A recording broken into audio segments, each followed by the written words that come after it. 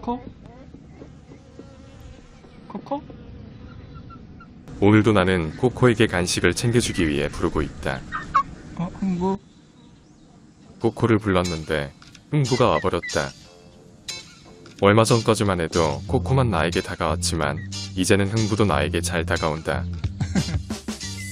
태어난 지 3개월이 되었지만 아직 애뜬 얼굴을 하고 있는 흥부는 선하게 생긴 모습에 눈이 아주 예쁘게 생긴 병아리다.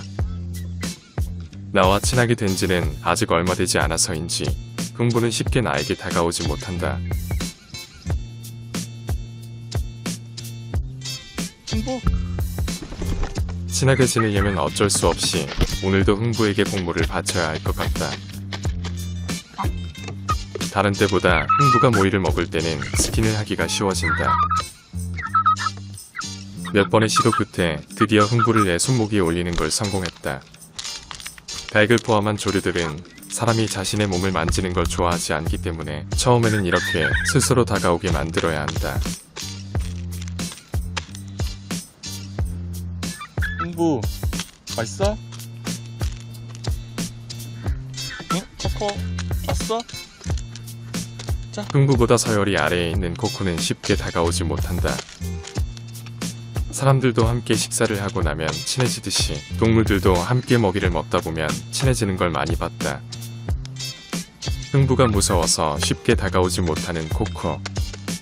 코코는 덩치가 흥부보다 크지만 영락없는 겁쟁이다. 용기가 없는 코코를 위해 흥부를 코코가 있는 곳으로 데려간다. 하지만 코코는 아직 흥부와 함께 모이를 먹을 자신이 없어 보인다. 잠시 뒤 흥부가 자리를 비운 사이에 코코가 잽싸게 모이통을 차지한다. 흥부는 배가 부를 만큼 충분히 모이를 먹었지만 코코가 모이통을 차지하는 건 용납이 안 되는 것 같다. 흥부가 다시 돌아오자 코코는 안절부절을 못한다. 원래 이것은 코코의 전용 모이통이었는데 이제는 주인이 바뀐 것 같다. 조금만 용기를 내면 모이통을 다시 되찾을 수 있을 것 같은데 코코에겐 그런 용기가 부족하다. 하지만 다행히 코코의 성격도 착하고 흥부의 성격도 착해서 둘은 별다른 싸움 없이 모이를 사이좋게 나눠 먹는다.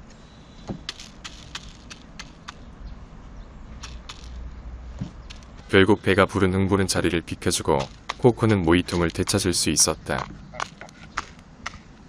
그런데 흥부가 떠난 지 얼마 되지 않아 놀부가 찾아왔다.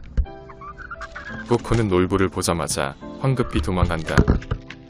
흥부보다 덩치도 훨씬 크고 인상도 험악하게 생긴 놀부를 보자마자 코코는 주랭랑을 쳐버린 것이다. 앞으로 농장의 서열 1위가 될 가능성이 높은 놀부는 나의 스킨십도 쉽게 받아줄 만큼 배포가 큰 수탉이다. 먹는 것 앞에서는 놀부를 가리지 않을 만큼 저돌적인 성격을 가진 놀부.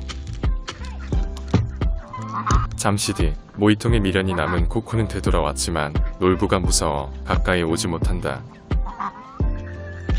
결국 가까이 다가왔지만 놀부의 눈빛에 또다시 황급히 도망쳐버린다. 놀부를 볼 때마다 느끼지만 일반적인 병아리의 눈빛이 아니다. 다른 병아리들에게서 느낄 수 없는 압도적인 카리스마가 있는 것이다. 놀부 왔어? 놀부는 배포가 큰 수탉답게 나의 스킨십에 대해 전혀 거부 반응이 없다. 흥부와는 친해지기 위해 꽤 많은 시간에 공을 들였지만 놀부는 생각보다 쉽게 친해질 것 같다. 시간이 지나자 구레나룻을 만져도 놀부는 당황해하지 않고 나의 스킨십을 받아준다. 정면에서 바라본 놀부의 모습은 다소 산적 같아 보이긴 하지만 수탉답게 아주 잘생겼다. 때마침 서열 1위인 태양이가 내 옆을 지나간다. 강자는 강자를 알아본다고 했던가. 태양이는 뚜렷이게 놀부를 쳐다본다. 아직은 놀부가 태양이의 적수가 되지 못하지만 머지않아 놀부와 태양이의 큰 싸움이 일어날 거란 걸 나는 느낄 수 있다. 제리가 암탉봉이와 함께 데이트를 즐기고 있다. 한때 화려한 깃털을 가지고 다수의 암탉을 거느리며 행복한 삶을 살았던 제리는 그날 이후 아주 불쌍한 수탉이 되었다. 겨우 목숨을 부지한 제리는 처참한 몰골이 되었고 자기보다 서열이 아래에 있던 태양이에게 모든 것을 빼앗기고 말았다. 사실 태양이는 원래 왕초의 자식이지만 써니를 좋아했던 제리가 자기의 자식처럼 키워줬었다. 그런 자식 같았던 태양이에게 모든 것을 빼앗기고 만 것이다. 어느 정도 시간이 지난 지금 제리는 아직 완전하지는 않지만 몸을 많이 회복하였다. 하지만 그 사이 그와 함께했던 다른 암탉들은 모두 태양이에게로 넘어갔고 유일하게 봉이만 제리 곁에 남았다. 그런 제리의 처지를 아는 걸까? 겁쟁이 수탉 코코가 말없이 제리를 쳐다보고 있다. 제리는 이제 더 이상 태양이의 적수가 되지 못하겠지만 앞으로 봉이와 함께 건강하게 오래 살길 바란다. 요즘 날씨가 너무 더워서인지 고양이들은 낮에는 이렇게 휴식을 취하고 밤에만 돌아다닌다. 앵두? 다른 곳에서 휴식을 취하고 있던 앵두를 불렀다.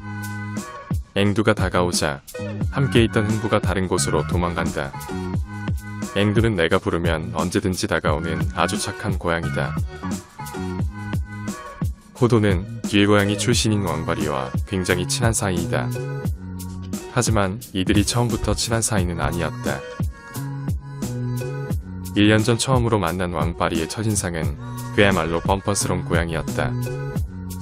내가 바로 옆에 있는데도 불구하고 다짜고짜 앵두와 포도에게 밥 내놓으려고 협박하였다. 하지만 포도와 앵두는 내가 바로 옆에 있었기 때문에 비록 무서웠지만 용기를 내어 왕바리에게 자리를 비켜주지 않았다. 기분이 나빴던 왕바리는 결국 앵두를 두들겨 팼다. 집사인 내가 바로 옆에 있었음에도 불구하고 내가 가장 이뻐하는 앵두를 두들겨 팬 왕바리를 그냥 내버려 둘 수가 없었다. 결국 이성을 잃은 나는 왕바리에게 돌멩이를 집어던졌었다.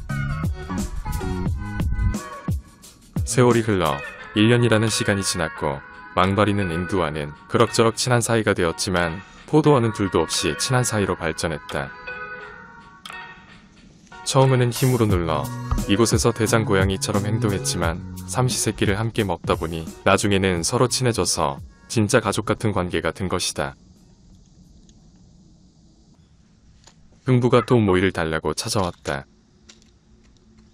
먹는데 정신이 팔린 흥부는 나의 스킨십에 그다지 거부 반응이 없다. 조금만 더 지나면 흥부와 많이 친해질 것 같다.